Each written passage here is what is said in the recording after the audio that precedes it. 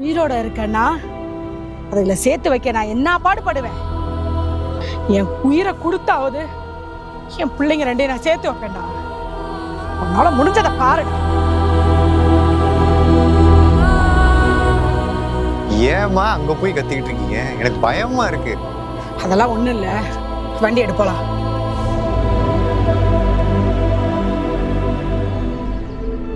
ஏறுங்க.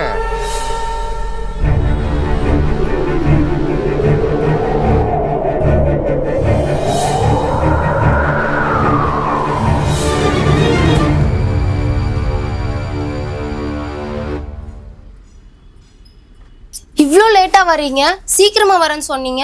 அம்மா வரவில்லை, சுடுகாடு போயிட்டு வராங்க. அங்க எதுக்கு போனீங்க? எனக்கு பயமா இருக்கு. அங்க எதுக்கு போனீங்க? சும்மாதாம்மா, நம்ம ஜோசியர் தான் போற வழியில சுடுகாட்டுக்கு போய் நான் சொல்ற மந்திரத்தை சொல்லிட்டு போங்கன்னு சொன்னாரு. அதான், வேற ஒண்ணும் இல்ல. நீலாம் பயப்படாதம்மா. சரி, நான் போய் குளிக்கிறேன். இந்த கொல்லை பக்கம் அந்த துணியை எடுத்து வைமா. போடா, போய் குளிப்போம்.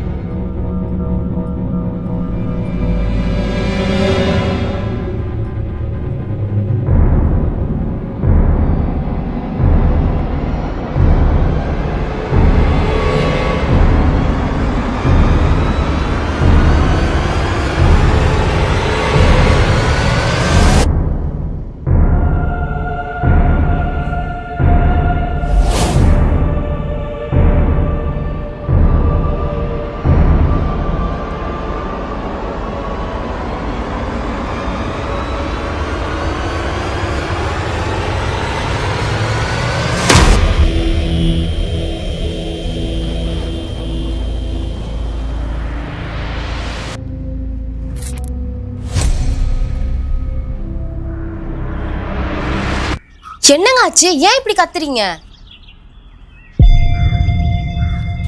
தேங்காய் விழுந்துருச்சு. அதான் சொன்னேன், நம்ம வீட்டுல இவ்ளோ பெரிய மரம் வேணான்னு. அன்னைக்கே என் மேல விழுக பாத்துச்சு. ஏதாச்சும் ஒரு ஆளை வச்சு வெட்டுங்க மரத்தை. அங்க என்னம்மா சத்தம்? ஒண்ணு இல்ல, நீங்க குளிச்சுட்டு வாங்க.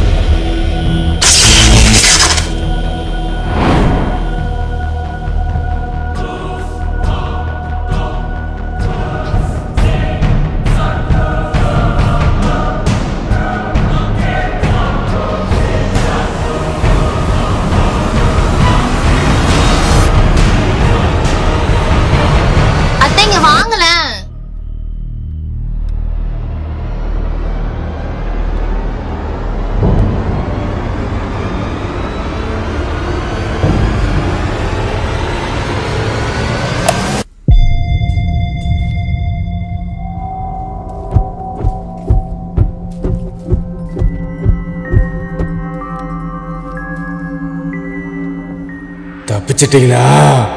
கரண்ட் கட்டானது உங்க நேரம், ஆனா இனிமே வாரது ஏன் நேரம்.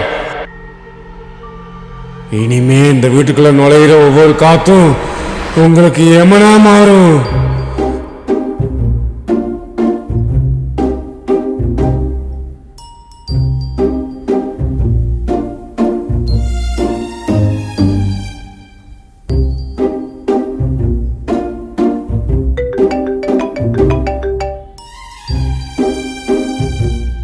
சொல்றா. என்னடா போய் ரொம்ப நாள் ஆகுது, என்ன எதனா பிரச்சனையா? ஆமாண்டா, வீட்டில் நடக்க எதுவுமே சரியில்லை. பிசினஸ் வேற ரொம்ப டல்லா போயிட்டு இருக்குடா. நீ வந்தாதான் சரியா இருக்கும். வரியா இல்லையா? எனக்கு இப்போதைக்கு வர ஐடியாலாம் இல்லைடா. குமுதா விட்டு எங்கேயும் தனியாக வர முடியாது. கொஞ்ச நாள் நீயே மேனேஜ். ஆ சொல்ற. அதான்டா என் ஷேர்ஸ் எல்லாம் எழுதி ஏங்க கொடுத்து. இங்க கொஞ்சம் கீழே வாங்களேன். இந்த வரேன் குமுதா.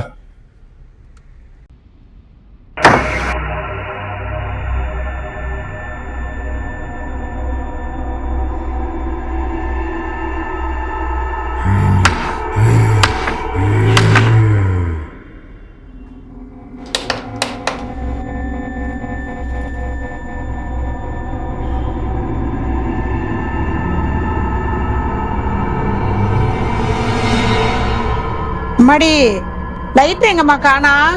அங்கதான் இருக்கும் பாருங்க.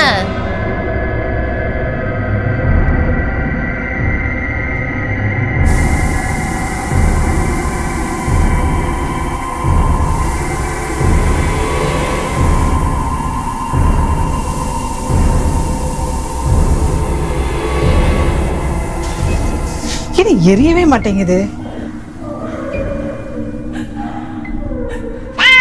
ஐயோ, இந்த பூனை தொல்லை வேற. முதல்ல ஜன்னல் எல்லாம் சாத்தி வைக்கணும். ச்சே.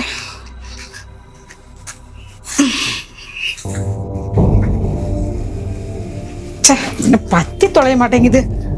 சிலிண்டர் ஸ்மெல் அடிக்குது, ஆனா எரிய மாட்டேங்குதே. என்ன பிரச்சனைன்னு தெரியல. அம்மாடி என்ன? ஏங்க சிலிண்டர் வேற லீக் ஆயிட்டு இருக்கு. அத்தை பயந்துட்டு இருக்காங்க, வாங்க.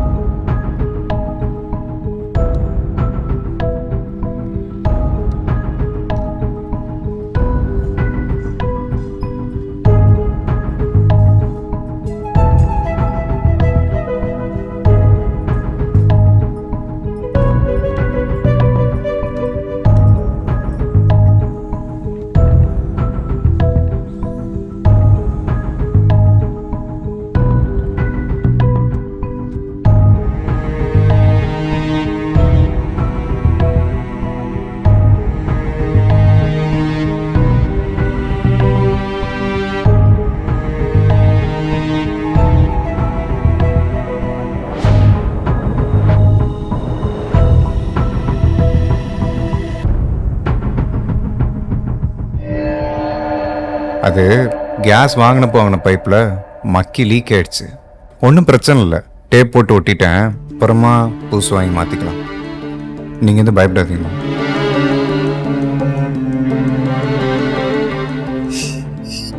எனக்கு என்னமோ மனசே சரியில்லைம்மா. நீங்க மனசு போட்டு குழப்பிக்காதீங்க. அது ஏதோ தற்செயலா நடந்திருக்கு. எனக்கு கொஞ்சம் குடிக்க தண்ணி கொண்டா. சரிங்கம்மா. அம்மாடி வீடே இருட்டா இருக்கு. போய் விளக்கு பொறுத்து இல்லைன்னா மேலே வறுத்தி ஏற்றுப்போம்.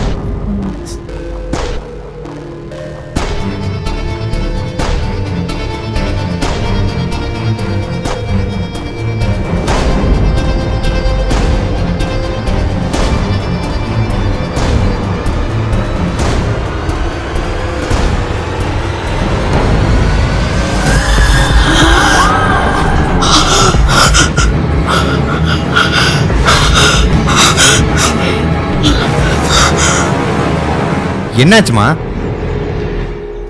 என்னாச்சு அத்தை?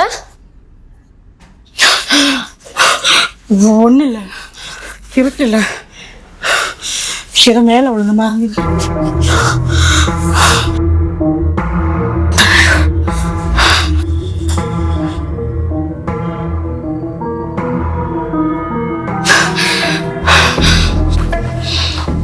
ஒன்றும் இல்லை.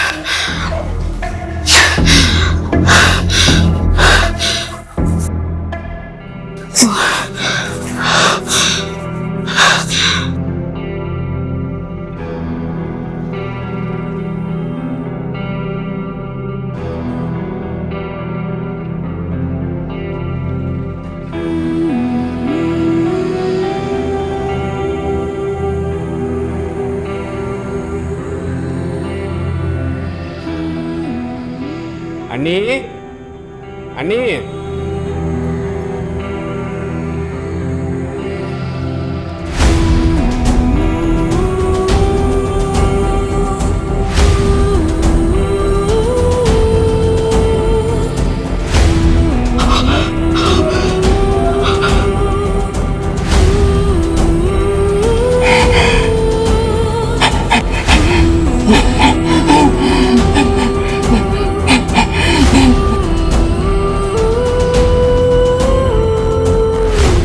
எல்லாரும் நல்லா இருக்கீங்களா? வாடா, நல்லா இருக்கியா? நல்லா இருக்கு சித்தப்பா. நீங்க எப்படி இருக்கீங்க? நான் நல்லா இருக்கேன். என்ன பார்த்து ஏன் பயப்படுறீங்க? நான் தான். அடையாளம் தெரியலையோ?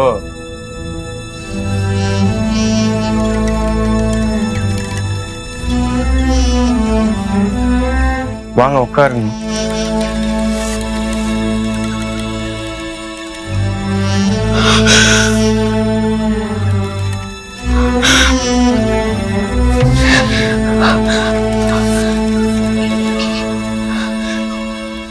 இந்த மன்னிச்சுக்க நீ விஷயம் கேள்விப்பட்டேன். அப்போ என்னால் வர முடியல. சவுதியில் இருந்தேன். அங்கே வேற போர் அது இதுன்ட்டு ஃப்ளைட்டு கூட கிடைக்கல. இப்போ தான் 2 நாளைக்கு முன்னாடி தான் வந்தேன். சரி, அதான் அப்படியே உங்கள்கிட்ட பார்த்துட்டு. என்ன ஆச்சு? நல்லா தானே இருந்தாப்புல, எப்படி இப்படி? என்ன நீ அண்ணன் இறந்த சோகத்துலேருந்து வெளியே வர முடியாமல் இருக்கீங்களா? இப்படி வாயடைச்சு போயிருக்கீங்க. நான் ஊருக்கு போகும்போது கூட நல்லா தானே இருந்தாப்புல. ஊர்லேருந்து வரும்போது செண்டு வாங்கிட்டு வா, மருமகளுக்கு பிடிக்கும், ஆரஞ்சு சாக்லேட்லாம் வாங்கிட்டோன்னு சொன்னாப்லையே. நானும் அங்கேருந்து கிளம்பும்போது ஃபோன் பண்ணலான்ட்டு தான் இருந்தேன். ஆனால் நானே உயிரை கையில் பிடிச்சிட்டு தான் வந்தேன். அதனால தான் யாருக்கும் எந்த தகவலும் கொடுக்க முடியல. வந்தா போதுன்னு வந்து சேர்ந்துட்டேன். இந்த வயசுல நல்லா குத்துக்கலாட்டம் தானே இருந்தாப்புல. நம்ம ஏரியாவில் கூட 4 பேர்த்த போட்டு அடிச்சாருன்னு கேள்விப்பட்டேன். இப்படி குத்துக்கலாட்டம் இருந்த மனுஷன் எப்படி திடீர்னு இறந்தாரு? எனக்கு ஆச்சரியமா இருக்கு. நீயா சொல்லுப்பா. உங்க அம்மா தான் எதுக்கிட்டாலும் அமைதியா இருக்காங்க. உங்க அப்பாவுக்கு என்னதான் ஆச்சு? சொல்லுடி, சொல்லு. என்ன துடிக்க துடிக்க கொன்னுங்களே, அவன் சொல்லு. இல்லப்பா, உங்க அண்ணன் நிறைய குடிப்பார். குடிச்சு குடிச்சு ரத்த குழாய் வெடிச்சு செத்து போயிட்டார். என்ன நீ சொல்றிய? அண்ணன் குடிப்பாரா? இத்தனை வருஷத்துல அவர் குடிச்சு நான் பார்த்ததே இல்லையே. இந்த பழக்கம் எப்ப இருந்த அவருக்கு? அவர் சாகும்போது தான்ப்பா அவர் குடிப்பாருங்கிறத எங்களுக்கு தெரியும். இன்னும் நிறைய கெட்ட பழக்கம் இருந்திருக்கு, எங்களுக்கு எதுவுமே தெரியல. தெரிஞ்சிருந்தா அவர்கிட்ட பேசி அவர் மனசை மாத்தி இருப்போம். இத்தனை வருஷமா நான் குடும்பம் நடத்தி எனக்கே தெரியல. எனக்கே தெரியாம நிறைய விஷயம் பண்ணியிருக்காரு. அவர் இப்படி குடிச்சு குடிச்சு உடம்பு கெடுத்துக்குவாருன்னு தெரிஞ்சிருந்தா என் சொத்தை வித்தாவது நான் அவரை காப்பாத்திருப்பேன். அவர் துடிக்க துடிக்க சாகும்போது என் கண்ணால நான் பார்த்தேன். அதனாலதான் நீங்க அவர் எப்படி செத்தார்னு கேட்கும் போது என்னால எதுவுமே சொல்ல முடியல. நாங்களே இப்பதான்ப்பா கொஞ்சம் கொஞ்சமா மறந்துட்டு இருக்கோம்.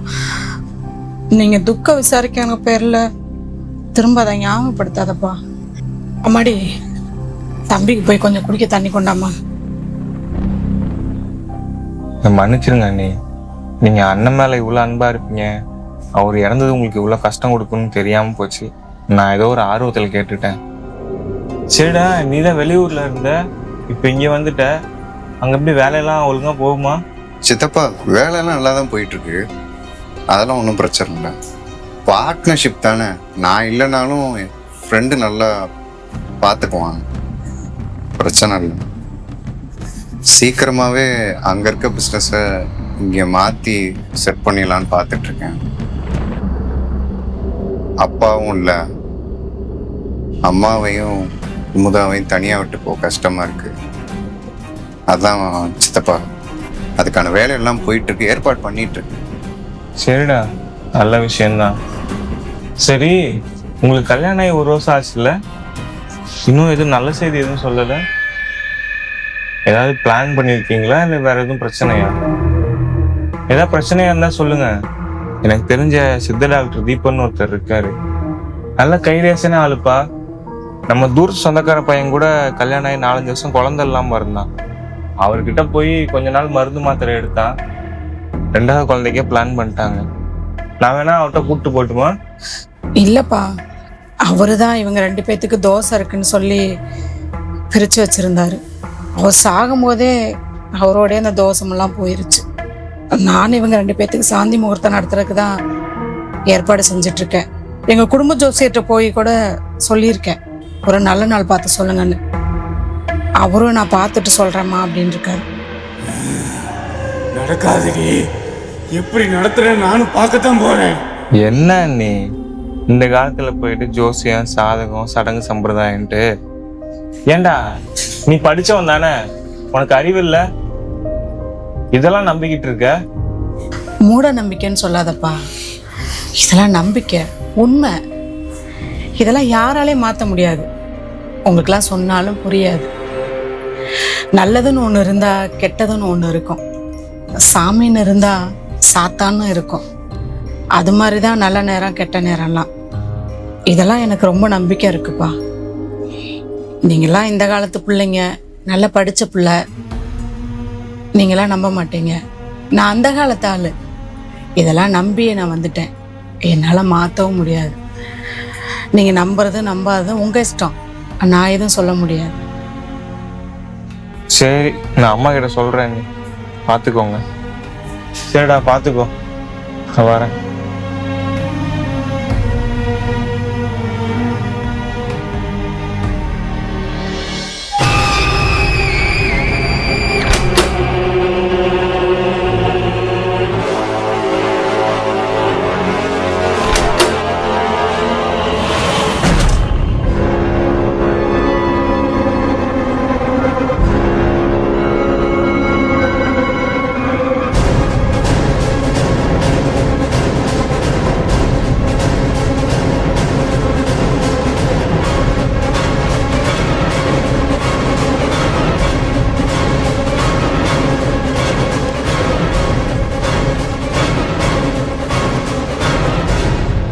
மாடி, என்னம்மா இந்த நேரம் இங்கே இருக்க?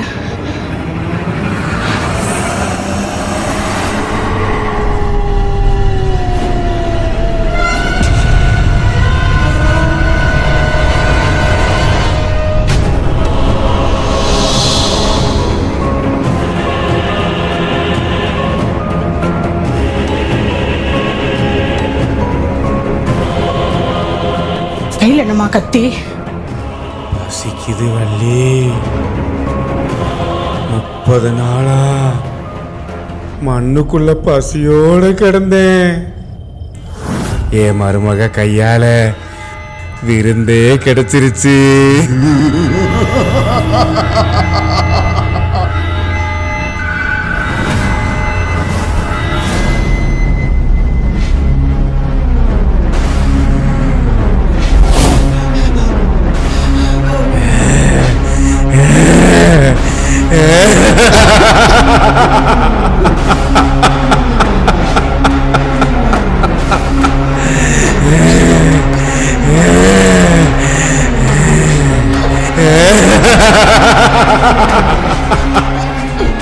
உன் பையனும் நீயும் சேர்ந்து தானே என்னை கொன்னு பள்ளத்துல புதைச்சீங்க.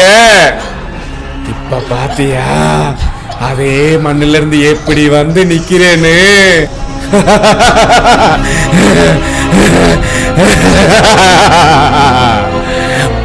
முதலிரவு நடத்தி பார்க்கன்னு ஆசைப்பட்டீல, நடத்திடுவான். ஓ மகனுக்கு இல்ல, எனக்கும் அவளுக்கும்.